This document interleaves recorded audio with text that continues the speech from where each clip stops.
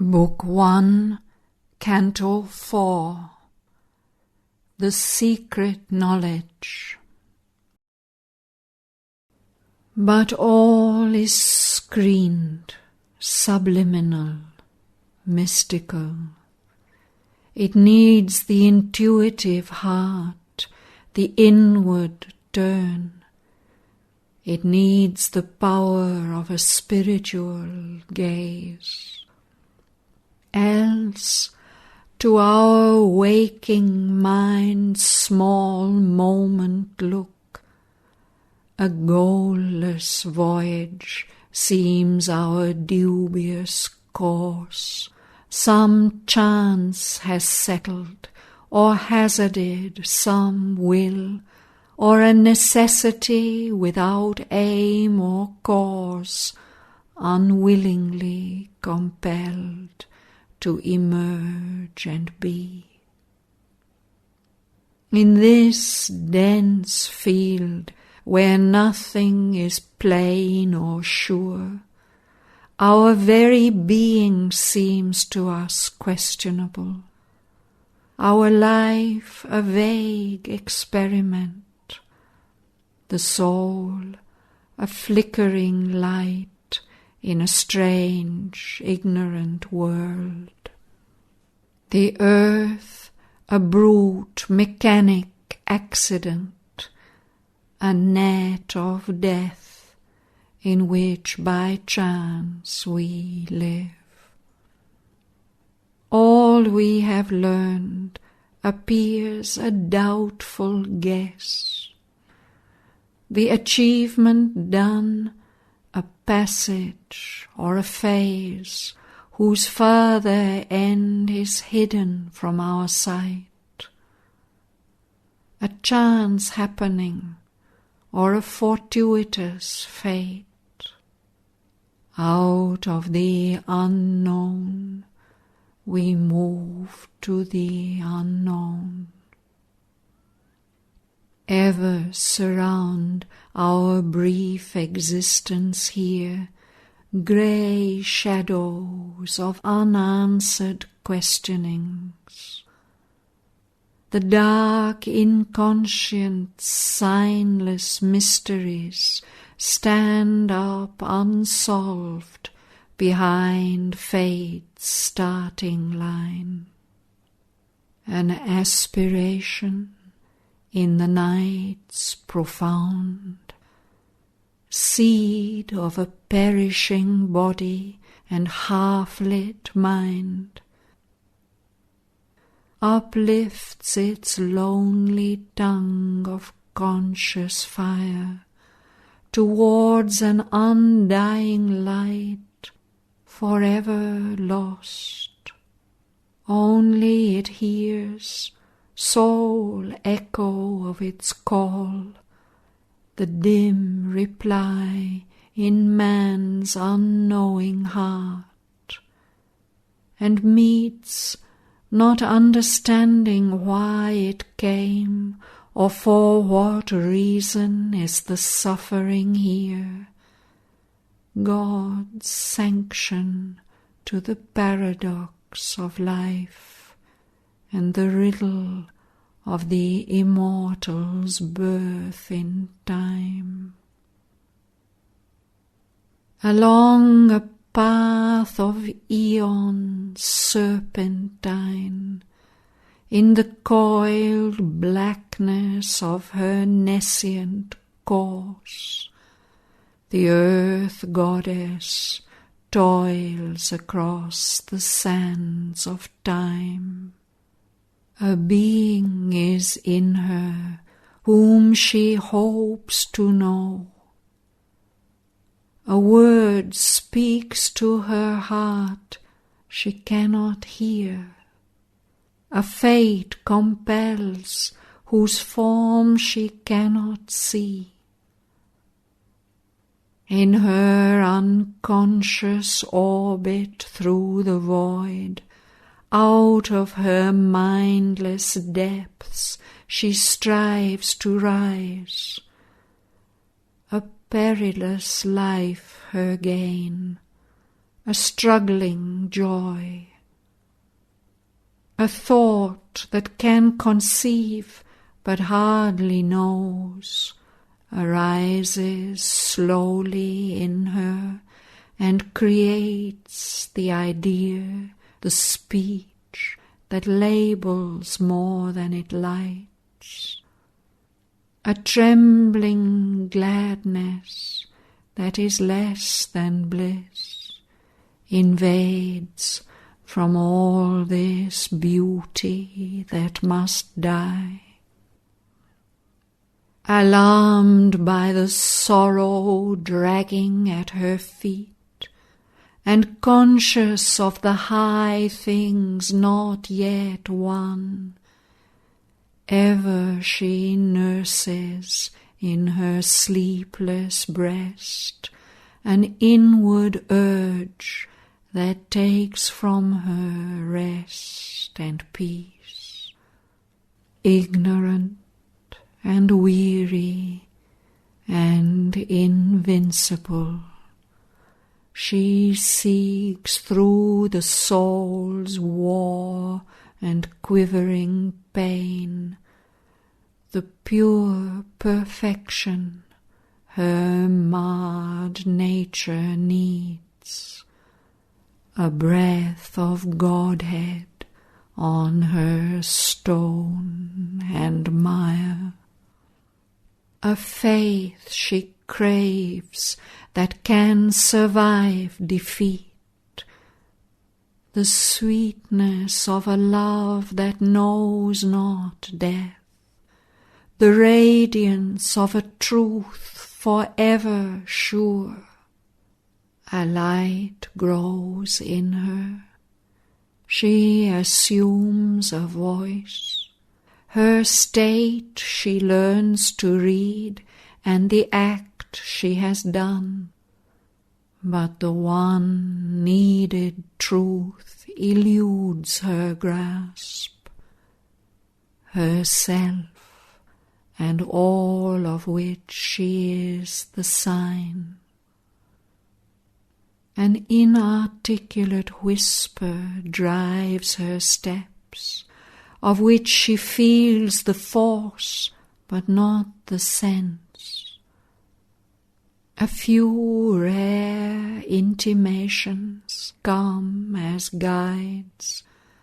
Immense divining flashes cleave her brain, and sometimes in her hours of dream and muse, the truth that she has missed looks out on her, as if far off, and yet within her soul.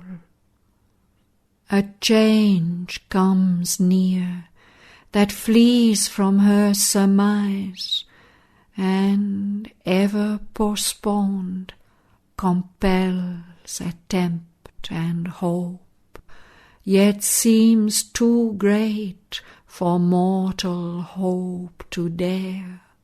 A vision meets her of supernal powers that draw her as if mighty kinsmen lost, approaching with estranged great luminous gaze.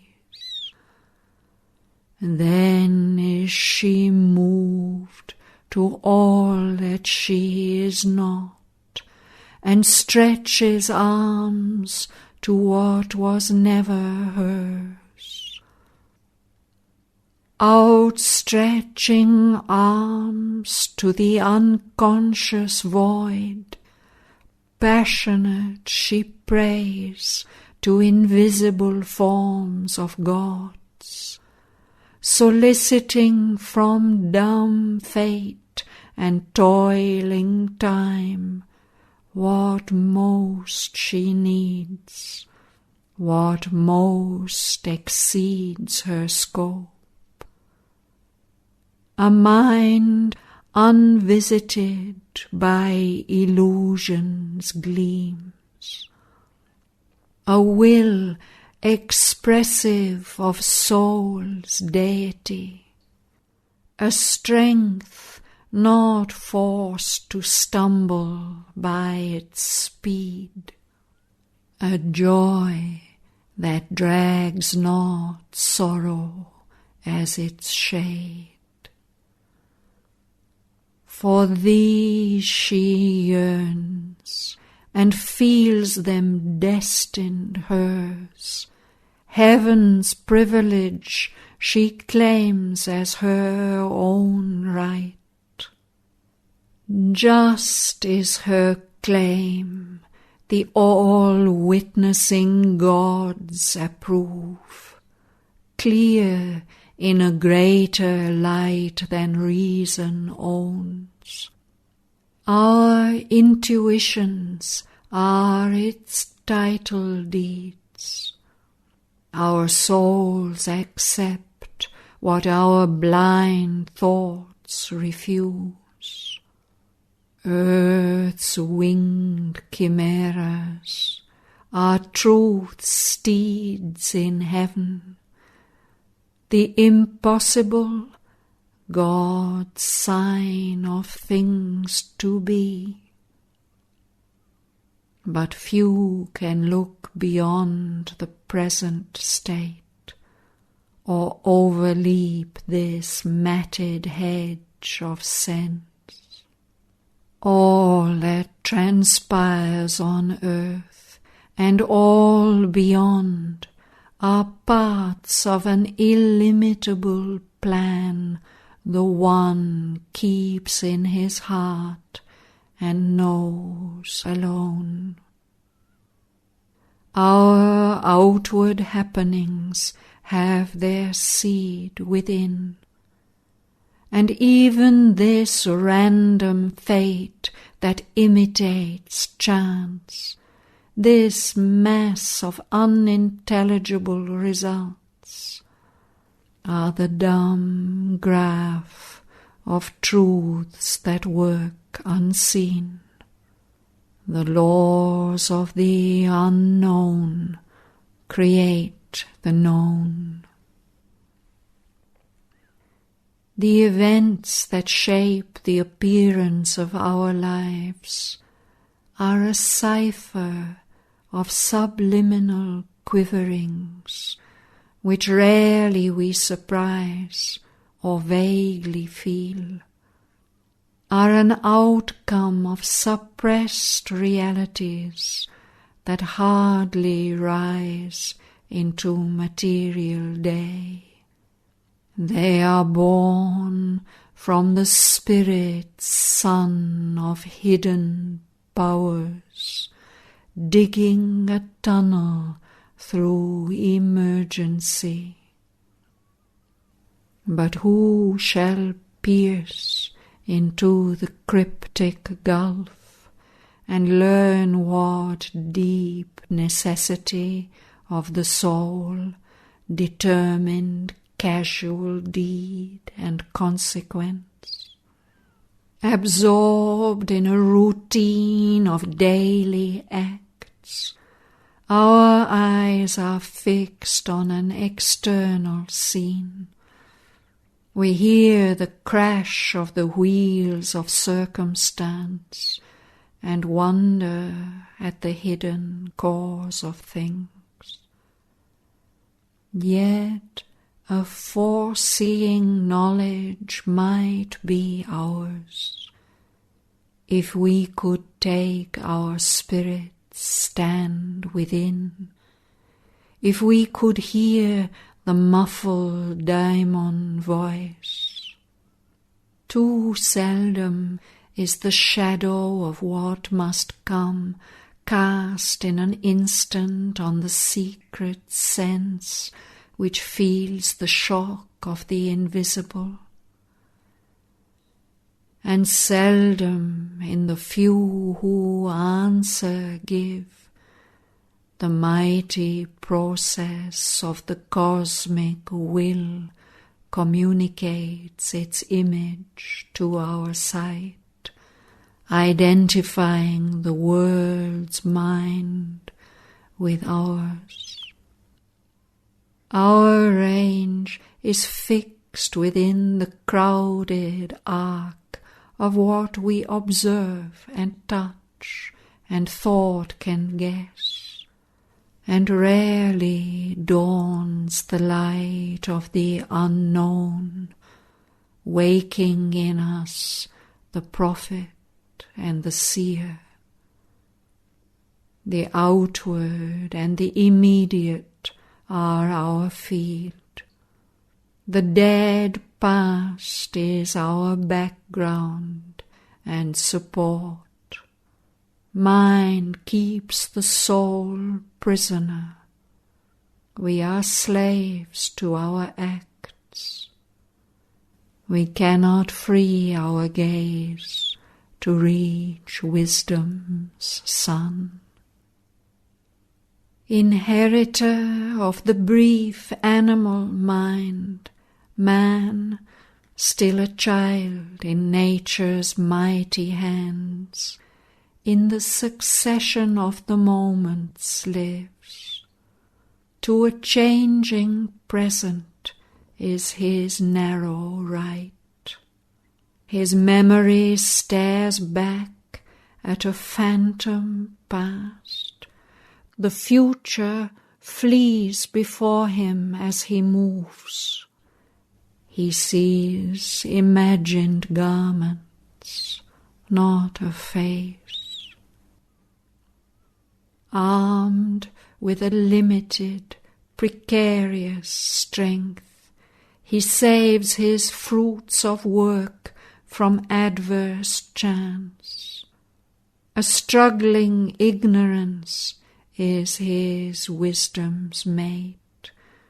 He waits to see the consequence of his acts. He waits to weigh the certitude of his thoughts. He knows not what he shall achieve or when. He knows not whether at last he shall survive or end like the mastodon and the sloth, and perish from the earth where he was king. He is ignorant of the meaning of his life. He is ignorant of his high and splendid fate. Only the immortals on their deathless heights, dwelling beyond the walls of time and space, masters of living, free from the bonds of thought, who are overseers of fate and chance and will, and experts of the theorem of world need, can see the idea, the might that changed time's course, come maned with light from undiscovered worlds. Here, while the world toils on with its deep, blind heart, the galloping hooves of the unforeseen event, bearing the superhuman rider near, and, impassive to earth's din and startled cry, return to the silence of the hills of God. As lightning leaps, as thunder sweeps, they pass, and leave their mark on the trampled breast of life.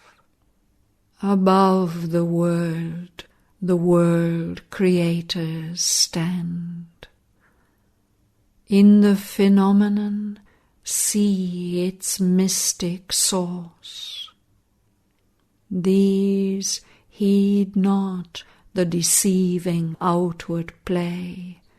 They turn not to the moment's busy tramp, but listen with the still, patience of the unborn, for the slow footsteps of far destiny approaching through huge distances of time, unmarked by the eye that sees effect and cause, unheard mid the clamour of the human plain, attentive to an unseen truth they seize, a sound as of invisible augur wings, voices of an unplumbed significance,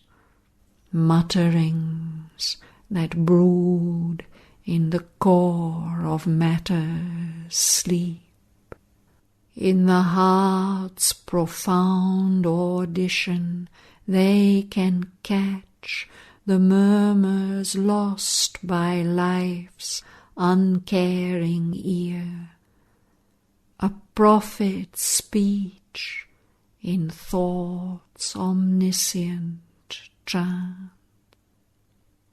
Above the illusion of the hopes that pass, behind the appearance and the overt act, behind this clockwork chance and vague surmise, amid the wrestle of force, the trampling feet, across the cries of anguish and of joy, across the triumph, fighting and despair, they watch the bliss for which earth's heart has cried on the long road which cannot see its end, winding undetected through the skeptic days,